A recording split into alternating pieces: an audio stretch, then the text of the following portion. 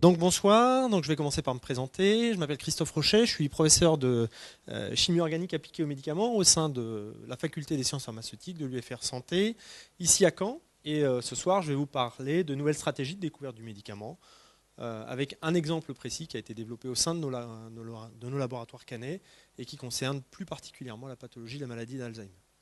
Alors je vais commencer par faire un bref rappel historique sur les stratégies de découverte de principes actifs, et puis on reviendra sur les grandes étapes qui à l'heure actuelle sont utilisées pour découvrir de manière raisonnée un principe actif thérapeutique. Et on essaiera de déployer tous ces éléments dans le cadre de cette pathologie. Alors l'utilisation de substances pour traiter des pathologies, c'est quelque chose que l'homme a tenté de faire depuis de très nombreuses années. Les premières prescriptions datent de moins 1550 avant Jésus-Christ avec le papyrus d'Hébers. Et puis vous avez certainement entendu parler d'un certain nombre de ces thérapeutes qui sont ici présentés. Hippocrate, dont vous connaissez certainement le fameux serment que prêtent tous les médecins avant d'exercer. Galien également en 150. Qui lui a utilisé la thériaque pour harmoniser les humeurs et ainsi pouvoir traiter un certain nombre de pathologies. Ils ont produit, ces deux personnages, un certain nombre d'écrits très complets décrivant un certain nombre d'utilisations, principalement de plantes, pour soigner des pathologies. Avicenne, 1000 ans plus tard, a quant à lui décrit un ouvrage beaucoup plus complet traitant d'un certain nombre de pathologies, leur description physiologique, avec un certain nombre de dérégulations et l'utilisation de, pas encore de principes actifs, mais de mélanges ou d'extraits médicamenteux permettant de les traiter. Et c'est à Paracels, donc en 1510, qu'on doit pour la première fois la tentative d'extraire de milieux complexes des principes actifs qui deviendront nos futurs médicaments et qui, eux, pour la première fois, devraient être des molécules isolées capables de traiter ces pathologies. Alors, les premières sources de médicaments, vous en doutez, sont issues de plantes, puisque c'était ces plantes qui étaient utilisées pour le traitement des pathologies. Et le premier alcaloïde, donc première molécule issue du vivant, a été obtenu par extraction du pavot, ici, et a conduit à l'identification de la morphine en 1805.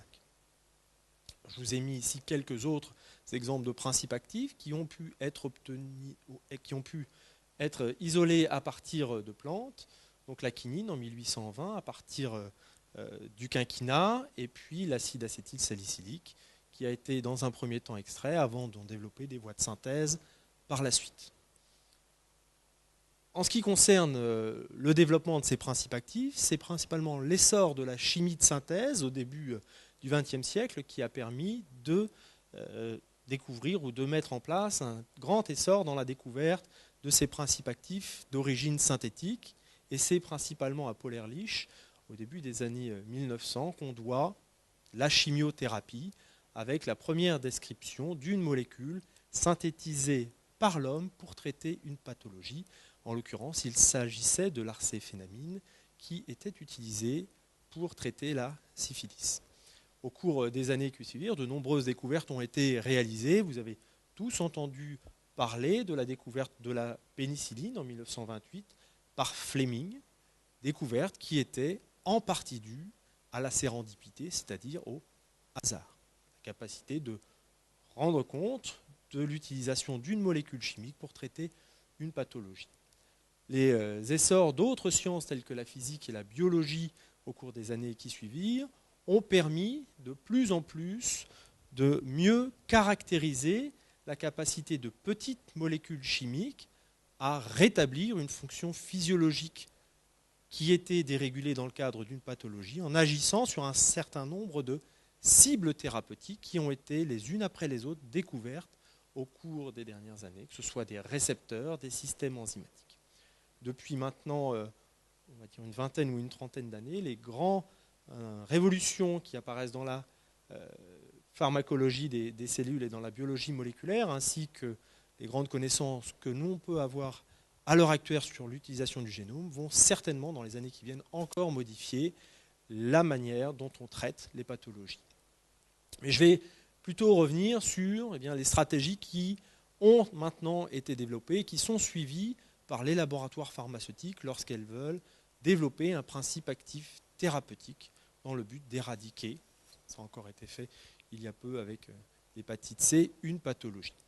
Alors, en ce qui concerne, dans un premier temps, un certain nombre d'étapes que je vais essayer de dérouler avec vous et que je vais par la suite essayer d'exemplifier sur le traitement de la pathologie de la maladie d'Alzheimer.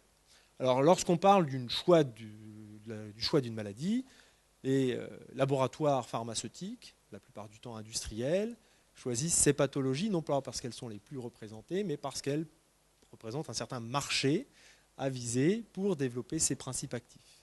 Si je reviens sur le rapport de l'OMS qui a été publié en 2015, on voit qu'un certain nombre de pathologies font un grand nombre de victimes de par le monde. Vous voyez ici que ce sont principalement des pathologies cardiaques, des AVC, un certain nombre de maladies telles que des cancers ou encore des neurodégénérations telles que la maladie d'Alzheimer, telles que vous le voyez ici, un certain nombre d'infections également, comme la tuberculose, qui tue encore un nombre très important de patients à l'heure actuelle. Une fois que cette maladie est identifiée et choisie, il convient d'identifier cette fois une cible biologique qui a un fonctionnement dérégulé dans le cadre de cette pathologie. Alors, les cibles biologiques qui peuvent être visées, elles sont très nombreuses. Il convient de les identifier. Il pourra s'agir de récepteurs, de systèmes enzymatiques, de canaux ioniques. Et vous voyez ici qu'il y a une répartition des principes actifs qui sont actuellement sur le marché, qui visent toutes ces cibles thérapeutiques. On peut encore viser l'ADN, notamment, pour perturber la réplication cellulaire et traiter certains cancers. Alors, je vous ai parlé d'identification de cibles biologiques, mais tous les médicaments qui sont actuellement utilisés en thérapeutique n'ont pas été développés afin d'interagir avec une cible biologique. Cette mode de développement est un mode basé sur la cible, qu'on appelle en anglais target-based, mais vous avez également la possibilité de vérifier l'action de molécules chimiques sur des systèmes beaucoup plus complexes, tels que des cellules notamment, ou des organismes vivants beaucoup plus complexes. C'est l'approche qu'on appelle system-based ou approche phénotypique. Si cette cible est maintenant identifiée, il conviendra de découvrir un test biologique permettant de vérifier l'action d'une molécule chimique sur ce système.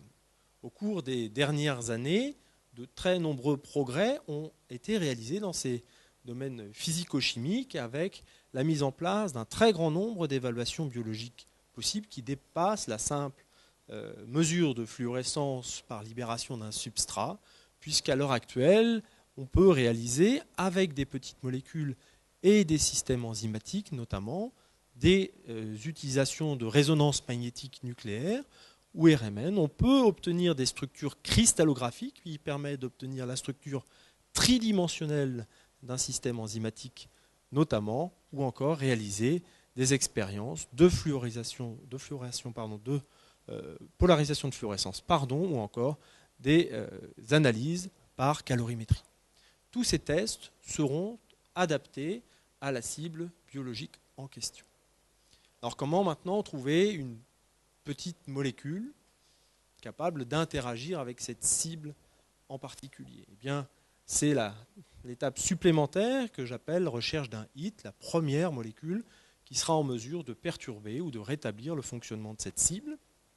On peut le réaliser à l'heure actuelle de très nombreuses manières, en réalisant ce test de manière complètement automatisée, notamment à l'aide de ces robots de screening, puisque c'est le terme consacré pour cela, qui permettent de manière automatisée de tester avec une très faible quantité de protéines le fonctionnement de ces systèmes enzymatiques de manière robotisée et extrêmement performante. Si l'on veut se simplifier la vie, on peut également réaliser le même type d'approche en utilisant une approche dite chémo-informatique, c'est-à-dire qu'on utilise l'outil informatique pour essayer de modéliser l'interaction d'une petite molécule avec une cible protéique très complexe.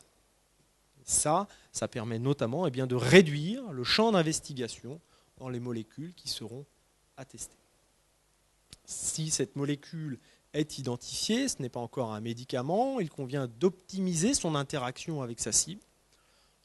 Pour ça, les chimistes réalisent des pharmacomodulations, c'est-à-dire qu'ils vont transformer petit à petit la structure d'une molécule, augmenter sa complexité pour lui permettre d'engager davantage d'interactions avec la cible biologique identifiées. Interactions qui sont la plupart du temps médiées par des interactions électrostatiques, la formation de liaisons hydrogènes ou encore d'autres liaisons de type Van der Waals. Et on voit qu'au fur et à mesure de ces synthèses, de l'introduction de groupements fonctionnels supplémentaires, l'affinité des molécules vis-à-vis de leur cible biologique est généralement augmentée.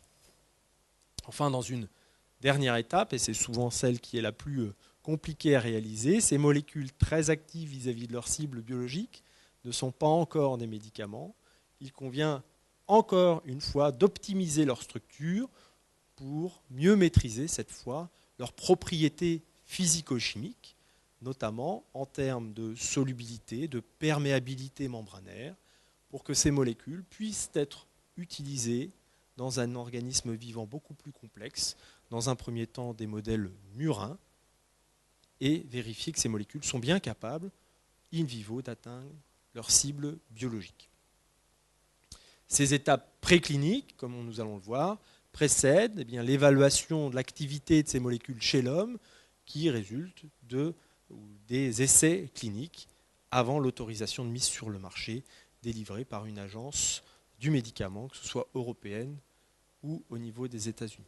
Alors cette démarche de développement d'un médicament, c'est une démarche qui est extrêmement longue, qui prend en moyenne entre 15 et 20 ans, de l'identification d'une cible biologique précoce à l'identification d'une première molécule vis-à-vis de cette cible, à son optimisation et au dépôt d'une demande d'évaluation préclinique.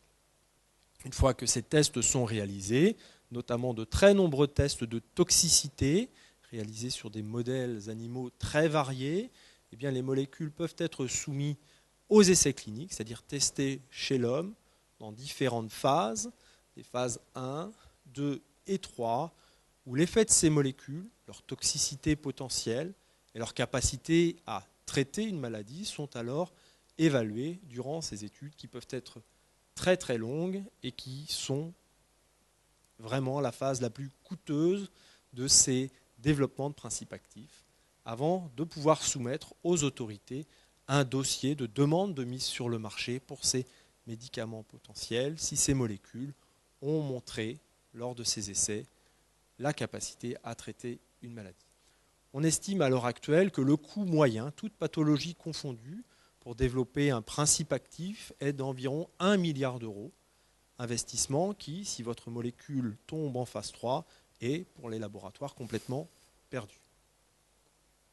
Alors ce très long processus, on le voit, il a différentes phases. Ce dont je vais vous parler aujourd'hui, ce sont ces phases préliminaires qu'on appelle les phases de drug discovery ou de drug design, ou comment est-ce qu'on arrive à concevoir de novo un principe actif pour traiter une pathologie.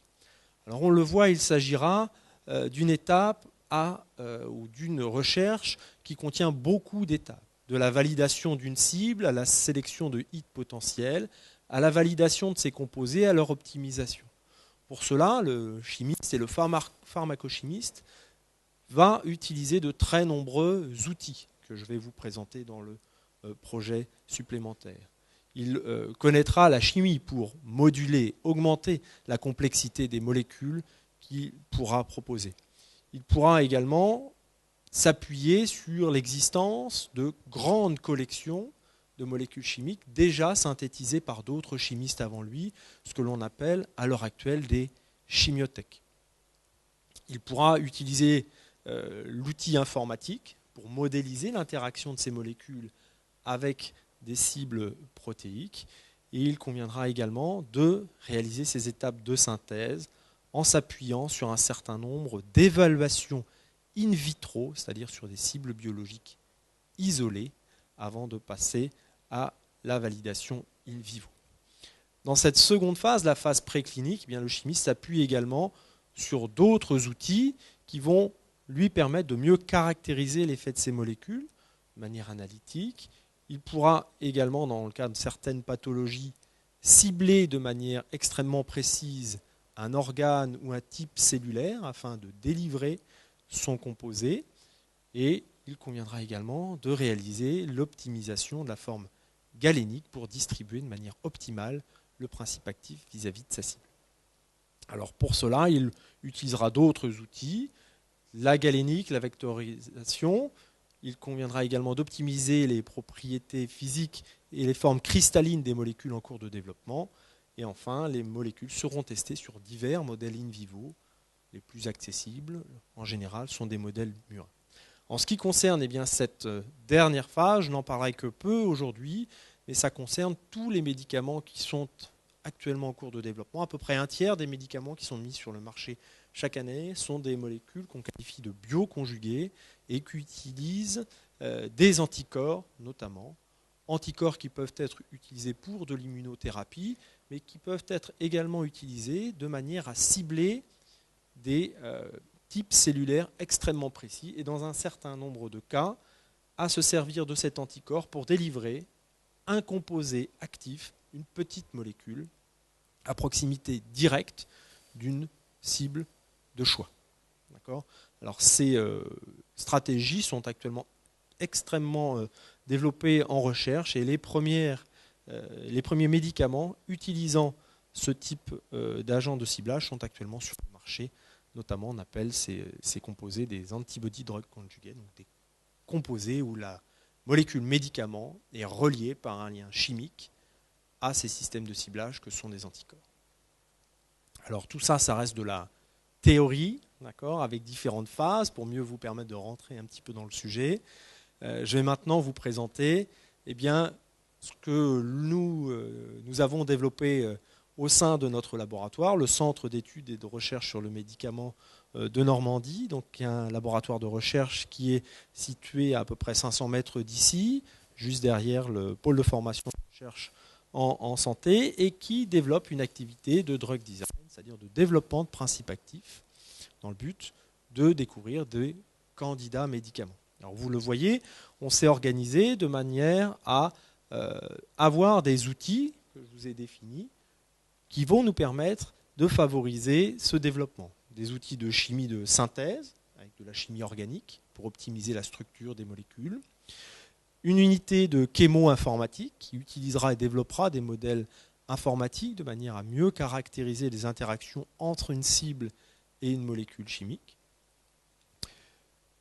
Un plateau de screening et drogabilité qui évaluera l'activité in vitro de nos molécules, ainsi que leurs paramètres physico-chimiques. Et enfin, une grande collection de molécules, toutes synthétisées au laboratoire, au sein d'une chimiothèque. L'objectif étant de développer des projets qui nous permettront d'obtenir des molécules actives sur des modèles in vivo. Et je vais maintenant vous présenter l'un des programmes que nous avons menés au cours de ces dernières années et qui concerne plus particulièrement une pathologie qui est la maladie d'Alzheimer. Alors vous avez, j'en suis certain, tous entendu parler de cette pathologie qui est une maladie neurodégénérative et qui touche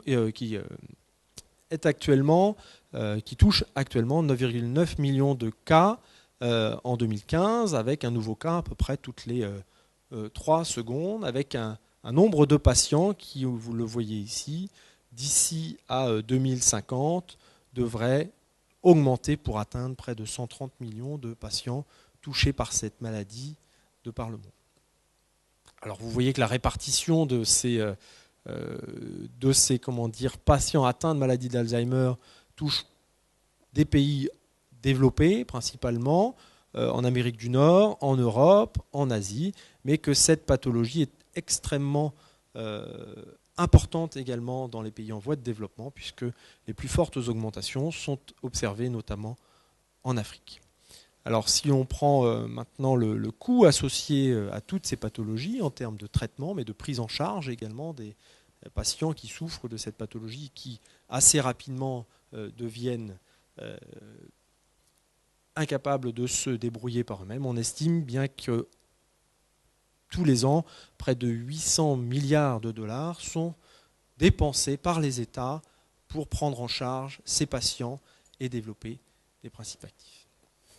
Alors cette maladie, elle doit son nom au neurophysiologiste allemand Alois Alzheimer, qui au début du 19e siècle, le premier, avait caractérisé les désordres moléculaires à l'origine du développement de cette pathologie. En effet, il l'a découverte en 1906 en traitant le cas de cette patiente, Auguste Deter, qui, âgé de 50 ans, souffrait de grands ou de très importants troubles mnésiques.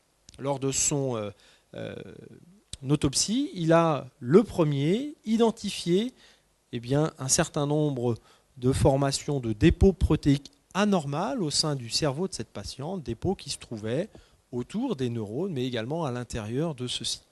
Et cette première description est toujours une caractéristique à l'heure actuelle pour déterminer avec certitude qu'un patient est atteint d'une maladie d'Alzheimer. Cette maladie, actuellement, elle est définie comme une maladie neurodégénérative, chronique évolutive, et qui affecte le plus souvent des personnes âgées, avec un déclin cognitif irréversible et une diminution progressive des facultés cognitives. Alors cette maladie peut être liée à un risque génétique, mais c'est une très faible minorité de patients qui souffrent de cette pathologie. Là, cette forme familiale, vous le voyez, correspond à peu près à 1% des cas, avec une transmission héréditaire et des patients atteints de maladie d'Alzheimer relativement jeunes, parfois avant l'âge de 40 ans. La forme la plus courante de maladie d'Alzheimer est une forme sporadique, dite aléatoire, qui peut être liée à une origine génétique, mais ce facteur n'est pas nécessaire et n'est pas indispensable au développement. On parle notamment d'un certain nombre d'altérations de ce gène epsilon 4 qui code pour l'apoprotéine E. Et dans ces cas, la survenue de cette pathologie peut intervenir à des stades un peu plus tardifs, à peu près aux alentours de 65 ans. Alors le chiffre qui est peut-être le plus dramatique, c'est celui qui est présenté ici dans ce petit tableau en bas à gauche, puisqu'on voit que si le cas tous les ans de décès dus aux principales pathologies que je vous ai mentionnées tout à l'heure, les AVC, les cancers, notamment des infections telles que celles dues au virus du VIH, diminue au cours de ces dernières années. L'augmentation de décès dus à la maladie d'Alzheimer a quant à lui augmenté de près de 40% au cours de ces dernières années. Effectivement, à l'heure actuelle, on ne sait pas stopper ni enrayer cette pathologie. Alors, quelles sont les causes moléculaires ? Les causes moléculaires à l'origine de ce déclin cognitif sont déjà celles que Alois Alzheimer avait caractérisées de manière très globale.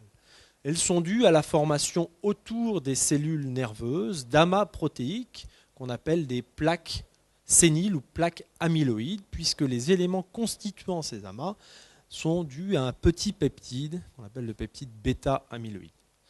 Et puis, on peut observer ici, dans ces neurones qui ne sont plus connectés au reste du système nerveux, la formation d'amas protéiques également, qui eux sont dus à l'accumulation d'une autre forme de peptides anormalement formés dans le cas de la maladie d'Alzheimer, puisqu'il s'agit de peptides dus à la formation de ces amas de protéines tau hyperphosphorylées.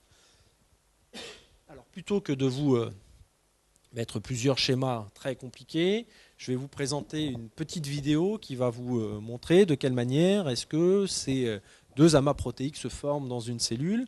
C'est une vidéo qui a été développée par le NIH aux États-Unis et qui est accessible sur YouTube, donc vous pouvez aller rapidement la télécharger. Alors on voit au sein de ces cerveaux un neurone qui meurt et la formation de ces amas qui sont les plaques séniles dont je vous ai parlé à l'instant. Alors comment se forment ces plaques ? Il faut revenir pour ça à cette petite protéine transmembranaire SAPP-alpha qui chez l'individu jeune est clivée par une alpha et une gamma sécrétase. Ce double clivage libérera dans le milieu extracellulaire un peptide SAPP-alpha qui lui est un peptide neuroprotecteur. Avec l'âge, ce recyclage protéique est remplacé par une autre voie de clivage, cette fois par une bêta-sécrétase suivi d'une gamma sécrétase qui libère ce petit peptide de 40 à 42 acides aminés, le peptide amyloïde, qui lorsqu'il n'est pas suffisamment éliminé, a tendance à s'oligomériser pour former des oligomères, puis des fibrilles qui seront à l'origine de la formation des plaques.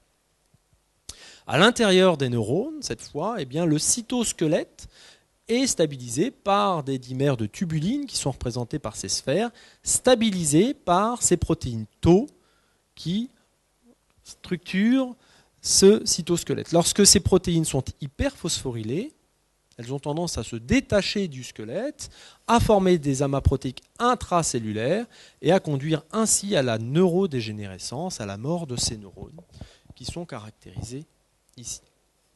Donc, au cours du développement, eh bien, ces deux phénomènes conduisent à une mort neuronale très importante et qui se traduit, on le voit également chez les patients atteints de la maladie d'Alzheimer, par une diminution très importante du volume du cerveau suite à cette mort neuronale. Cette mort neuronale intervient dans les premiers stades de développement de cette pathologie dans des zones du cerveau qui sont des zones dites cholinergiques. Et dans ce cas de figure, eh bien, ce sont ces neurotransmissions qui sont affectées les premières. C'est la raison pour laquelle, à l'heure actuelle, les traitements qui sont sur le marché pour traiter les symptômes de la maladie d'Alzheimer permettent de réguler la concentration de neurotransmetteurs dans ces zones, neurotransmetteurs qui se trouvent être de l'acétylcholine. Alors ce neurotransmetteur, comme tout système de neurotransmetteurs, il est régulé physiologiquement par un système enzymatique particulier, puisqu'il s'agit ici de l'acétylcholinestérase, donc une petite protéine qui a pour rôle de transformer, d'éliminer ce neurotransmetteur. Eh bien, les molécules qui sont actuellement sur le marché sont des inhibiteurs de cette acétylcholinestérase, bloquent l'enzyme qui régule la concentration du neurotransmetteur et qui pourront ainsi eh bien, conduire à une augmentation de la concentration en rétablissant la connexion entre les neurones de manière importante dans les premiers stades de la pathologie. Mais évidemment, au bout d'un certain temps, lorsque ces neurones continuent à mourir, eh bien, il n'y aura plus aucun effet d'augmenter la concentration de ce neurotransmetteur puisque les neurones n'existeront plus. Donc, ces molécules sont très rapidement complètement inactives pour traiter l'origine moléculaire de cette pathologie.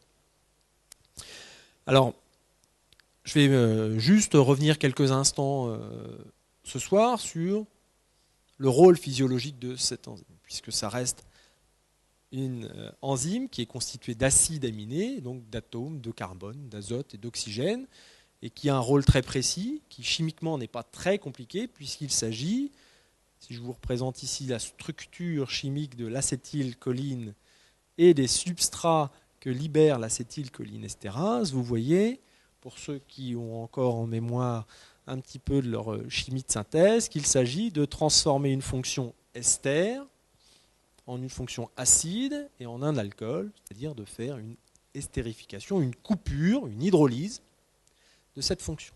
Alors comment cette enzyme, là, constituée d'à peu près 300 acides aminés, réalise cela? Eh bien, je vais vous présenter également une toute petite vidéo qui va vous montrer la manière dont cela peut s'effectuer avec ce système protéique qui est représenté ici en 3 dimensions, si cela veut bien démarrer. Ça sera plus pratique. Voilà.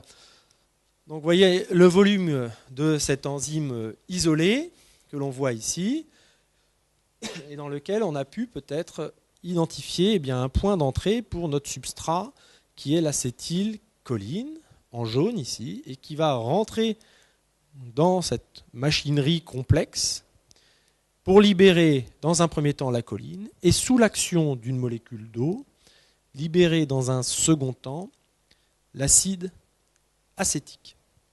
Alors si on rentre un petit peu plus dans le détail, vous allez voir que ce clivage, il est lié à l'existence au sein d'un site dit catalytique de 3 résidus d'acides aminés qui sont représentés ici très schématiquement. Vous voyez ici une triade catalytique et qui va permettre de favoriser cette transformation chimique puisque l'un d'entre eux formera une liaison avec notre substrat, libérera la choline et sous l'action d'une molécule d'eau, le système enzymatique sera réactivé, c'est-à-dire que l'enzyme sera rétabli dans son état originel fonctionnel pour pouvoir cliver de nouveau une autre molécule d'acétylcholine, et ceci de manière extrêmement efficace. Alors on estime que l'acétylcholine estérase, c'est un des systèmes enzymatiques les plus efficaces du corps humain, puisque ce clivage que je viens de vous montrer, il est capable de le réaliser près de 2000 à 3000 fois par seconde.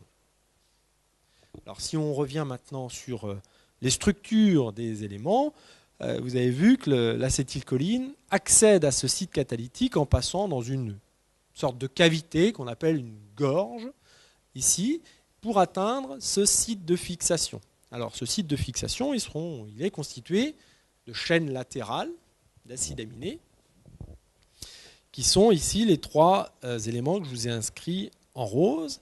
Et vous avez un élément qui permet de fixer l'acétylcholine à proximité de cette triade catalytique, notamment grâce à une liaison ionique que vous voyez ici avec cet atome d'azote chargé positivement qui fixe le substrat à proximité de ces enzymes. Alors, on a un système de transfert de protons, la formation de la liaison que je vous ai indiqué ici avec votre atome d'oxygène, et sous l'action de l'eau, cette sérine, telle que vous la voyez ici, est réactivée pour redonner le système enzymatique de départ complètement inchangé. Alors comment est-ce qu'on peut bloquer cette enzyme? Comment est-ce que ces médicaments ont été découverts?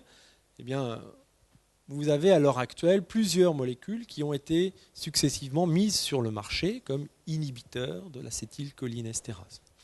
La première mise sur le marché pour le traitement des maladies neurodégénératives est la tacrine, dont vous voyez la petite structure chimique ici, donc qui n'a pas grand-chose à voir avec le substrat de départ, qui a depuis été retiré en 2004 pour des raisons de toxicité, et d'autres molécules sont toujours utilisées en thérapeutique. Le donépésil, dont la structure est représentée ici, spécialité Aricept, la rivastigmine, Exelon, qui a un mécanisme d'action un petit peu différent, on va le voir dans un petit instant, et encore la galantamine, qui elle est issue d'une molécule naturelle et qui est capable également de bloquer le fonctionnement de ce système enzymatique. Alors, comment est-ce que ces molécules agissent? On va observer différents modes d'interaction. 3 d'entre elles sont des inhibiteurs non covalents, c'est-à-dire qu'elles ne forment pas de lien chimique fixe et figé avec la cible protéique. Elles agissent plutôt comme des sortes de bouchons.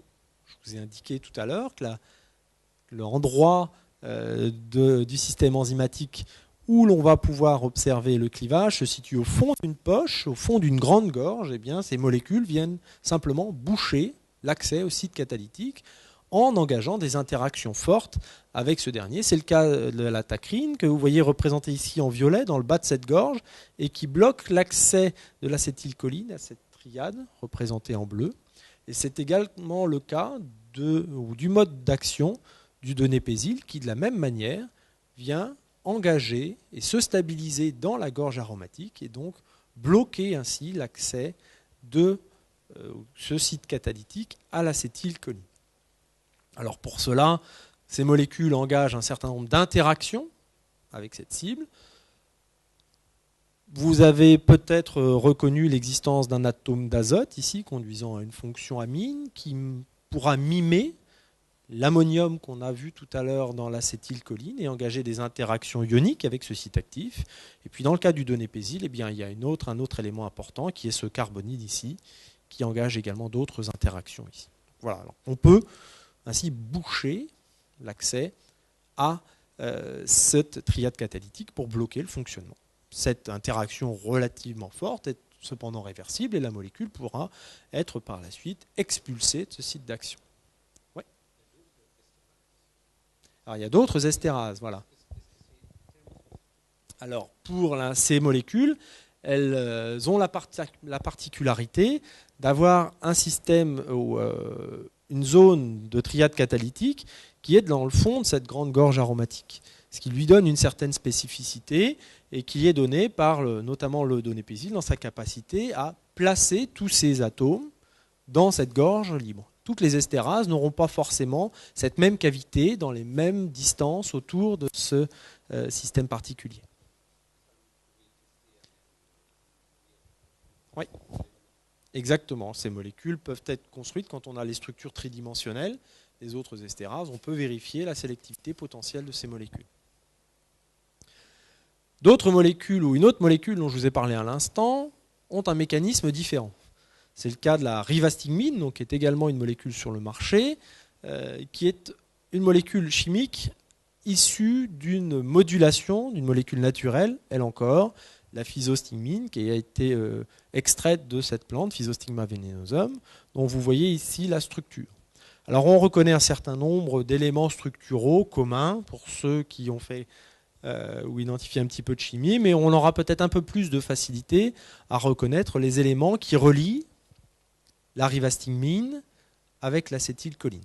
Alors, si vous regardez un petit peu ces éléments de structure, en gardant à l'esprit que cette amine que j'ai représentée ici et que je ne vois plus, que je ne peux plus vous montrer, va être chargée à pH physiologique, vous pouvez reconnaître l'existence de cet atome d'azote dont on a déjà parlé, capable d'engager des interactions ioniques avec une cible. Et puis un autre élément très important qui est similaire entre l'acétylcholine et la rivastigmine, à peu près avec la même distance entre l'atome d'azote et ce second élément particulier, bien ce qui était clivé tout à l'heure par l'acétylcholinestérase, c'est-à-dire le carbonyle, qui se trouve ici à peu près à la même distance et qui pourra donc se placer à proximité de la triade catalytique telle qu'on l'avait représentée. Alors pour ceux qui sont passés en deuxième année de chimie, vous avez peut-être pu remarquer quand même que le carbonyle que j'ai en haut dans l'acétylcholine est un ester, alors que le carbonyle que j'ai en bas dans la rivastigmine est un carbamate. Alors ça ne veut pas forcément dire grand-chose. La seule chose, c'est que c'est une fonction différente et qu'en étant une fonction différente, cela conduira à la formation d'une liaison carbamate également sur la sérine, un lien carbamate qui sera beaucoup plus lent à réactiver par la molécule d'eau que je vous ai présentée tout à l'heure. Donc grâce à cette liaison covalente, vous allez pouvoir, pendant quelques minutes sur ce système enzymatique, bloquer le fonctionnement de l'enzyme avant que ce lien soit clivé par l'eau pour réactiver le système. Alors, je vous disais que ce lien ester a une stabilité de quelques microsecondes. Là, on a des stabilités pour les carbamates qui sont de l'ordre de la minute. Donc, de nouveau, un mode d'inhibition grâce à cette liaison covalente de mon système enzymatique. D'accord ? Donc, voilà la manière dont ces molécules, sur le marché, bloquent le fonctionnement de l'enzyme qui, physiologiquement, régule cette acétylcholine. Alors, comme je vous l'ai dit tout à l'heure, si on développe des inhibiteurs d'acétylcholine, estérase, on ne traite que les symptômes de la maladie d'Alzheimer. Et avec la progression de la maladie, eh bien, ces molécules deviennent complètement inefficaces. Si l'on veut exercer une approche dite thérapeutique et tenter de limiter le développement de la pathologie ou même de la soigner, il conviendra alors d'essayer de limiter la formation des désordres que Alois Alzheimer, le premier, avait identifiés, c'est-à-dire la formation de ces amas protéiques intraneuronaux. Et vous voyez ici diverses stratégies qui sont actuellement suivies pour limiter la formation de ces amas de protéines tau, ou encore limiter la formation de plaques séniles. Et vous avez peut-être entendu parler d'inhibiteurs de BACE1 ou d'immunothérapie qui visent à limiter ces plaques séniles. Il y a d'autres stratégies qui visent d'autres cibles protéiques très complexes dans cette maladie multifactorielle. Alors je vais maintenant vous montrer un petit peu animé quels sont les essais cliniques qui sont actuellement ou qui étaient en cours en 2010 lors de la publication de ces résultats. Vous voyez qu'il y a de très nombreuses molécules qui avaient été testées chez l'homme pour vérifier leur capacité à améliorer les performances cognitives des individus atteints par la maladie d'Alzheimer en phase 1, 2 ou 3. C'est les 3 cercles concentriques que vous avez ici. Pour faire simple, vous avez ici en vert les molécules qui restaurent la transmission cholinergique dont on vient de parler. En phase 4, donc sur le marché, les molécules qui sont utilisées en thérapeutique. On voit qu'un grand nombre de molécules développées au cours des années passées visaient à limiter la formation des plaques séniles, donc à limiter la pathologie dite amyloïde via divers mécanismes d'action sur lesquels je ne vais pas revenir. En beaucoup plus petit nombre, on retrouve des molécules qui avaient été développées pour limiter la pathologie tau, c'est-à-dire les désordres qu'on retrouvait à l'intérieur des neurones. Et puis vous aviez d'autres cibles telles que ces chélateurs, ces antioxydants, des anti-inflammatoires qui ont également été testés. Alors près de 7 ans après cette première étude, aucune molécule nouvelle n'a malheureusement été découverte ou n'a montré d'efficacité pour restaurer les déficits cognitifs des patients atteints par la maladie d'Alzheimer. Et aucune de ces molécules ne s'est même révélée capable de limiter la progression de cette maladie. Ça, c'est une étude plus récente, en 2017, qui montre 2 nouvelles molécules, un certain nombre des molécules précédentes qui ont avancé dans des essais cliniques, mais malheureusement, aucun résultat de phase 3, à l'heure actuelle, ne s'est révélé être extrêmement intéressant. Et ça peut être expliqué, c'est une des raisons. Je vous l'ai montré, il y a de très nombreuses dérégulations qui sont à l'œuvre dans cette maladie neurodégénérative très complexe. Et en développant des molécules extrêmement sélectives vis-à-vis d'une cible protéique, on n'arrive sans doute pas à agir de manière globale sur le développement de ces pathologies. Alors comment est-ce que les pharmacochimistes tentent de développer des approches pour traiter ces maladies multifactorielles? Depuis très longtemps, on s'intéresse à la polychimiothérapie, c'est-à-dire en utilisant divers principes actifs, tous en même temps, pour que tous puissent limiter le développement de ces pathologies. C'est ce qui est actuellement fait dans le cas de la maladie d'Alzheimer, puisque lors des essais cliniques, on associe quasiment systématiquement, en parallèle de l'évaluation des nouveaux composés, un inhibiteur d'acétylcholinestérase qui est actuellement sur le marché. On peut également tenter d'utiliser un médicament qui contient plusieurs principes actifs. Ça va favoriser le suivi du traitement pour des patients âgés qui, pour un certain nombre de cas, souffrent de déficits mnésiques. Et c'est actuellement quelque chose qui vient d'être approuvé par l'agence du médicament américaine, la FDA, qui a autorisé la mise sur le marché d'un seul médicament qui contient 2 molécules, le donépézil, donc un des inhibiteurs d'acétylcholinestérase dont je vous ai parlé tout à l'heure, et puis la 4e molécule qui est actuellement utilisée dans le traitement de la maladie d'Alzheimer, qui vise un autre récepteur, qui est la mémantine. Ici, ce médicament contient ces 2 molécules dans des concentrations variées, peut être prescrites. Et puis, il y a des approches assez innovantes qui visent, dès le départ, à tenter de développer des molécules chimiques uniques, capables de viser diverses cibles d'intérêt pour le traitement d'une pathologie. C'est ce qu'on appelle le concept des multi-target directed ligands. Alors celui-ci, il est un petit peu opposé à ce qu'avait défini Ehrlich, dont je vous ai parlé tout à l'heure, c'est-à-dire la personne qui a défini au début du XXe siècle la chimiothérapie, qui visait au développement de molécules extrêmement sélectives vis-à-vis d'une seule cible biologique pour limiter les effets secondaires potentiels de ces médicaments. Ceci était également à opposer aux principes actifs qui agiraient sur un nombre inconsidéré de cibles de manière aléatoire et qui peuvent conduire à de très nombreux effets secondaires. Là, l'objectif, c'est de choisir des cibles biologiques dont la modulation peut avoir un effet synergique pour traiter une pathologie donnée et d'optimiser ces principes actifs pour qu'elles agissent dès le départ sur ces cibles-là. Alors c'est ce programme qui est actuellement au cours au sein de notre équipe de recherche et je vais vous parler aujourd'hui d'un de ces volets qui vise à développer des molécules agissant à la fois sur l'acétylcholinestérase et sur une autre cible protéique qui est un récepteur à la sérotonine.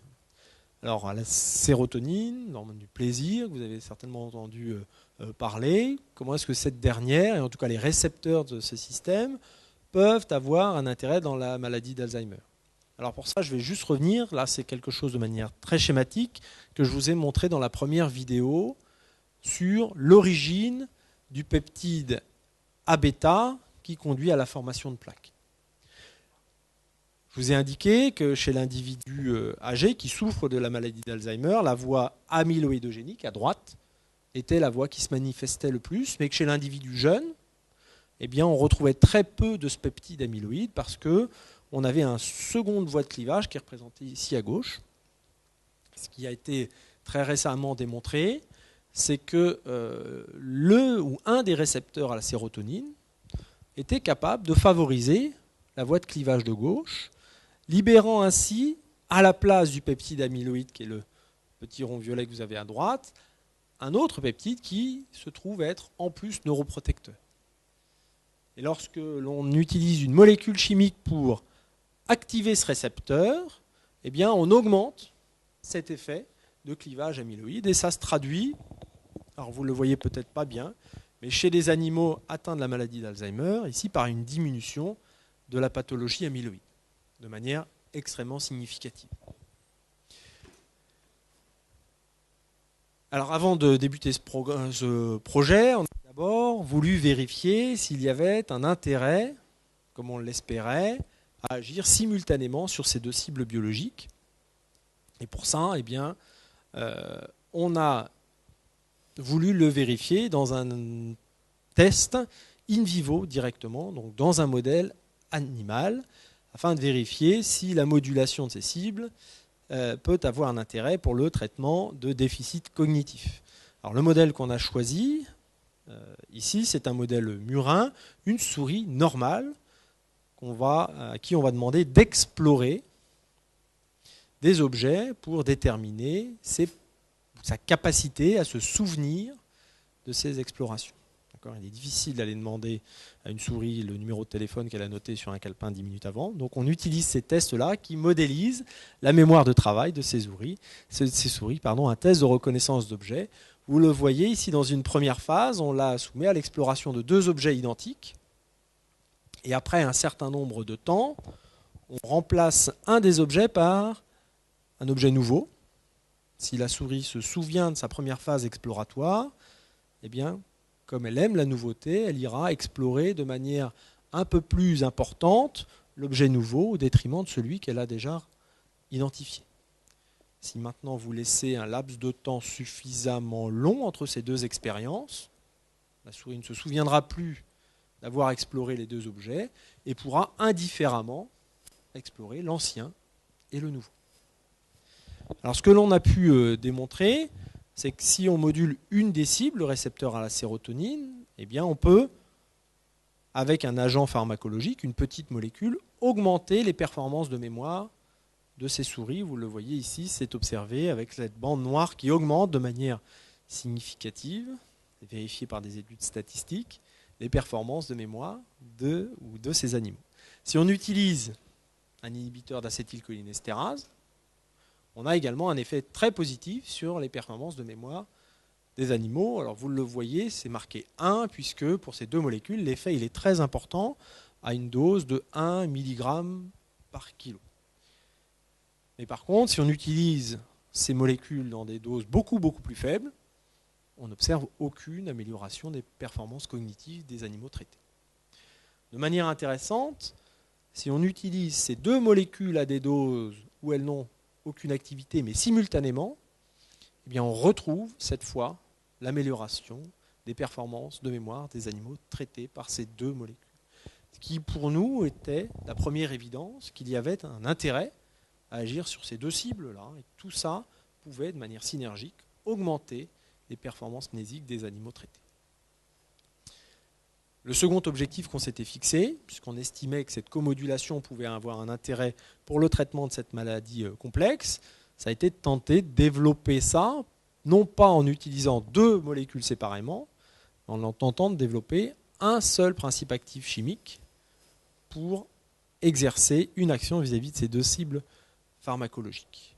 Alors pour l'obtenir, eh bien, il a fallu trouver une démarche rationnelle pour identifier de telles molécules et puis de vérifier s'il était encore possible de développer de tels agents. Alors pour ça, on s'est appuyé sur eh bien, la grande collection de molécules chimiques que possède notre laboratoire, donc notre chimiothèque, qui contient à l'heure actuelle plus de 18 000 composés originaux, tous synthétisés et stockés dans une collection au laboratoire. On a alors utilisé l'outil informatique, puisque je vous ai montré une petite vidéo montrant que la structure tridimensionnelle de la cible était bien connue, et donc on est capable de vérifier, grâce à l'outil informatique, si les molécules contenues dans nos chimiothèques étaient capables d'interagir avec les cibles biologiques complexes. Et cette étape est alors suivie d'une validation in vitro, et ceci nous a permis d'identifier une première molécule capable d'exercer une action, ce qui se traduit ici par une petite concentration de molécules permettant de perturber le fonctionnement de ces cibles de manière simultanée. Alors, je vous l'ai dit, également de très nombreux chimistes au sein de notre laboratoire qui ont donc tenté de moduler la structure de ces molécules pour essayer d'optimiser ses propriétés.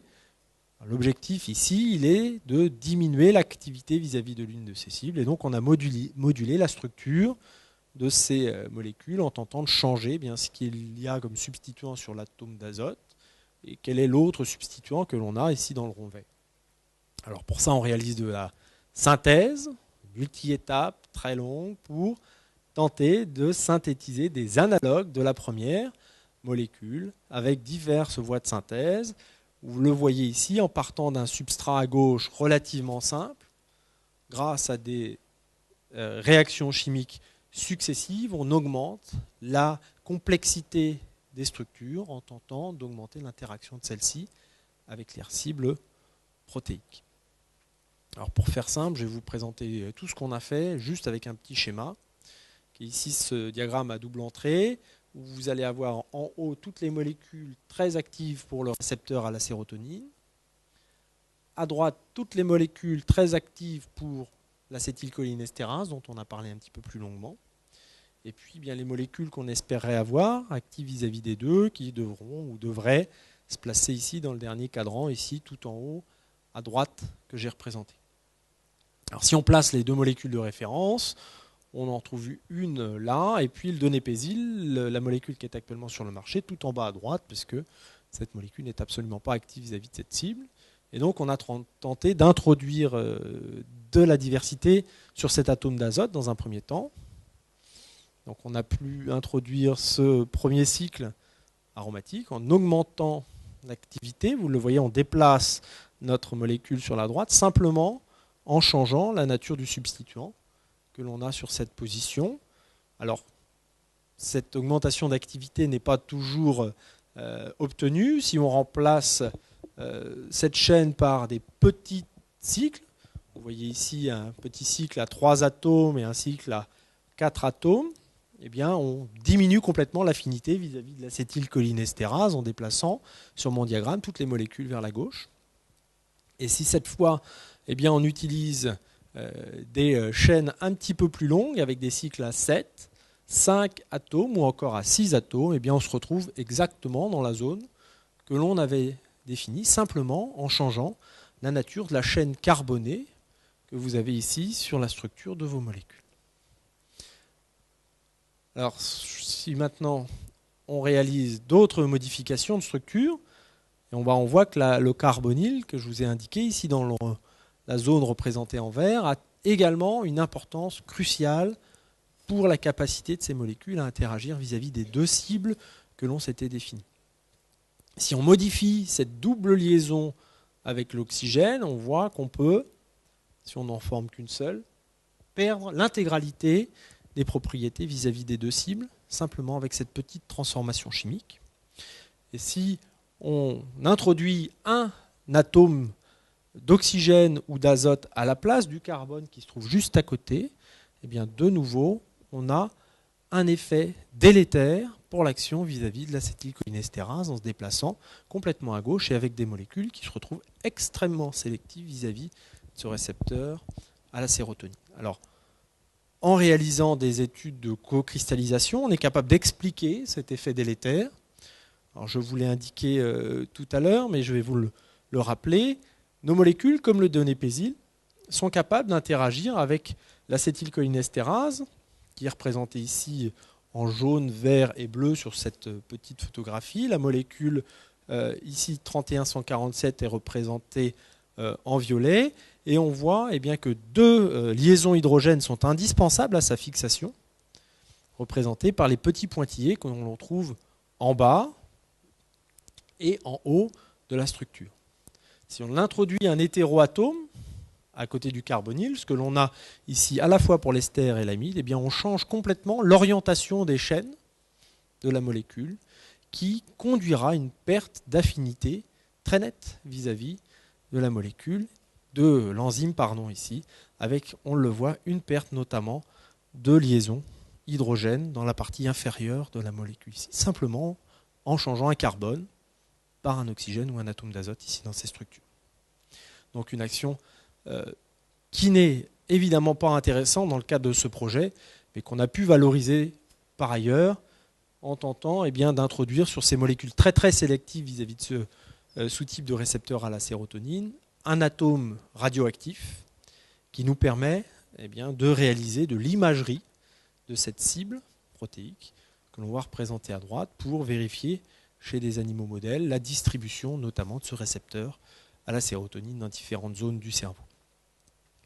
Alors voilà une petite représentation de quelques molécules qui ont toutes été synthétisées dans ce projet. Alors vous voyez, c'est chaque petit point rouge qui est représenté sur ce diagramme qui a nécessité, comme je vous l'ai présenté avant, 7 à 8 étapes de synthèse, donc ce qui doit prendre à peu près aux chimistes un petit mois pour la synthèse de chacun de ces intermédiaires. Et vous voyez ici que tout confondu, on a pu réaliser de très nombreuses molécules évaluées sur les deux cibles d'intérêt, dont un certain nombre qui se trouvaient dans la zone particulièrement intéressante située en haut à droite de mon schéma. Alors je vais vous parler un tout petit peu de ce 31147 qu'on a décidé de baptiser donnécoprid au laboratoire et qui était la première molécule capable indifféremment d'agir à la fois sur l'acétylcholinestérase et sur le récepteur à la sérotonine avec une extrêmement bonne affinité du même ordre de grandeur que les molécules références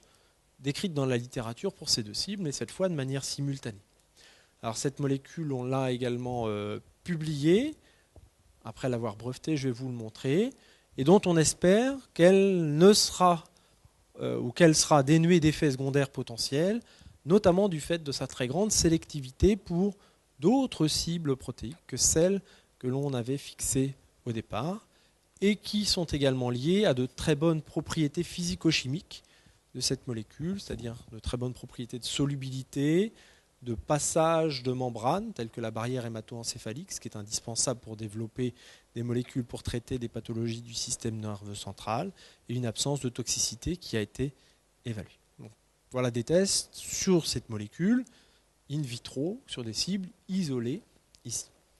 On a alors voulu vérifier si les molécules étaient capables d'exercer ces effets dans des systèmes plus complexes, dans un premier temps sur des modèles cellulaires, donc des cellules modifiées génétiquement pour surexprimer ce récepteur à la sérotonine, et on a pu vérifier bien que la molécule était capable de se lier à ce récepteur avec un effet d'activation de celui-ci, ce qui était recherché dans le cadre de cette étude. Et on a pu vérifier également que cela se traduit par la libération du peptide SAPP-alpha dont je vous ai parlé tout à l'heure, le peptide neuroprotecteur qui se forme au détriment du peptide amyloïde. On a ensuite testé ces molécules du fait de leur très bonne solubilité et de leur passage membranaire dans des organismes plus complexes, cette fois in vivo, dans différents modèles murins, des modèles on va dire de souris normales, et on a pu remarquer que le traitement après une injection de notre molécule était capable également dans différentes zones du cerveau ici donc du liquide céphalorachidien prélevé au sein des souris. On a pu vérifier que l'administration de cette molécule augmentait la concentration du peptide neuroprotecteur, ce qui semble indiquer que la molécule se lie bien au récepteur à la sérotonine dont je vous ai parlé.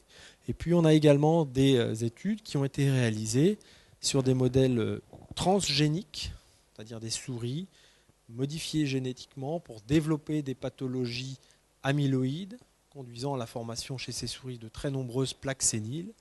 Et bien cette fois, on a pu vérifier que l'administration de manière chronique de cette molécule pendant près de 2 mois conduit à une diminution significative et très importante de la formation des plaques dans les cerveaux de ces souris modifiées génétiquement pour produire beaucoup de plaques séniles tout au long de leur croissance. C'est ce que vous voyez ici dans le dernier diagramme.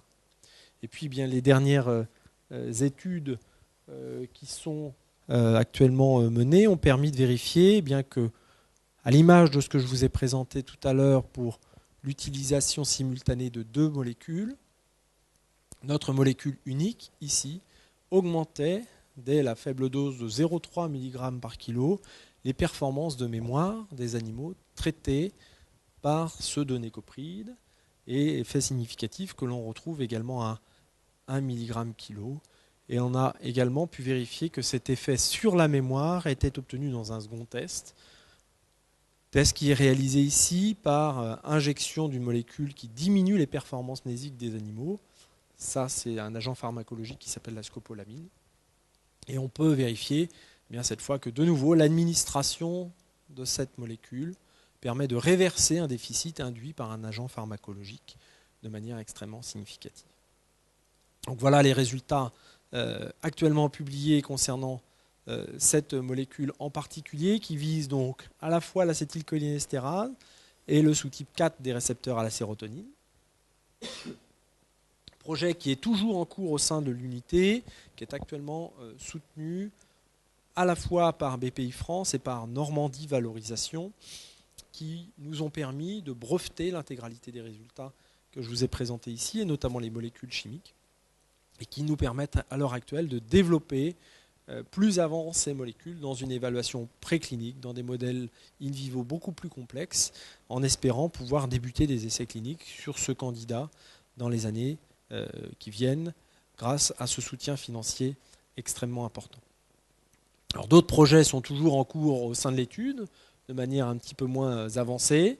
Des projets qui visent 2 sous-types à la sérotonine d'intérêt, tous les 2 pour le traitement des maladies neurodégénératives, et puis de manière un petit peu plus récente, un projet un petit peu plus ambitieux, qui est ce projet Triade, qui vise à tenter de développer non pas des molécules agissant sur 2 cibles, mais sur 3 d'entre elles simultanément et de manière optimisée. Ce projet il est actuellement possible grâce à des soutiens financiers, notamment de la Fondation Plan Alzheimer, et d'une association qui s'appelle la LECMA, maintenant Vaincre Alzheimer, et qui est une association qui reçoit les dons de familles, de patients notamment, pour développer la recherche dans le domaine de la maladie d'Alzheimer en France et en Europe, et conduire ce type de développement. Alors ce que l'on espère dans ce programme Triade, eh bien, c'est de dépasser cette action vis-à-vis de 2 cibles que je vous ai présentées tout à l'heure, et puis y adjoindre une 3e dimension, avec une autre cible que l'on tente de moduler de manière importante. L'objectif, vous le voyez ici, ce sera de transférer ces grands triangles rouges, montrant une très forte activité de nos molécules vis-à-vis de la 3e cible d'intérêt, le récepteur 5-HT6, dans le cadran en haut à droite, tel que je vous l'ai présenté ici, pour obtenir ces molécules à triple action qui, on l'espère, pourront montrer une efficacité in vivo dans différents modèles également. Voilà, je vais terminer ce soir par remercier bien l'intégralité des personnes qui ont contribué à ce projet au cours de ces dernières années, au sein de notre unité de recherche, donc le directeur Patrick Dallemagne, qui a développé ce projet avec moi au cours de ces dernières années, mais également tous les étudiants qui ont participé de manière très active au cours de ce projet, avec beaucoup de résultats dont je ne vous ai pas parlé ce soir, des étudiants de Master 1, de Master 2, des étudiants en thèse, des post-doctorants qui ont tous eu une importante contribution à ce projet en termes de chimie de synthèse, de modélisation moléculaire, mais également d'évaluation de ces molécules in vitro dans les différents résultats que je vous ai présentés, puis également nos collaborateurs dans les différents laboratoires académiques partenaires qui ont contribué à obtenir ces résultats, les biochimistes de l'Institut de génomique fonctionnelle à Montpellier, notamment Sylvie Claisen, qui a réalisé la plupart des tests in cellulo sur les molécules, l'équipe Comet de Caen, dont les travaux ont été dirigés à la fois par le professeur Michel Bouloir et le professeur Thomas Fréré, qui ont réalisé l'intégralité des exploits ou des tests pharmacologiques sur les modèles in vivo que je vous ai présentés ce soir, qui ont une contribution très importante, et puis d'autres collaborateurs dont je n'ai pas parlé pour des raisons de clarté. Enfin, je terminerai par remercier l'ensemble du laboratoire pour leur contribution, mais aussi tous les soutiens financiers obtenus au cours de ces années qui ont permis d'obtenir et de développer ce projet plus avant. Donc, des bourses ministères, l'Agence nationale de la recherche, différents réseaux européens, la région, Basse-Normandie encore à l'époque, qui a soutenu et qui a été une des premières à financer ce type d'études de manière très exploratoire pour nous permettre d'avoir des résultats préliminaires permettant d'obtenir ces financements un petit peu plus ambitieux au niveau national. Et puis c'est à l'heure actuelle un projet qui est à la base d'un consortium européen qui s'appelle le réseau Cost Mutalig et qui regroupe tous les scientifiques autour de l'Europe qui s'intéressent à ce type de composés pluriactifs pour le traitement de maladies complexes. Voilà. J'ai terminé mon monologue. J'espère que vous avez plein de questions maintenant, après tout ce que je vous ai raconté.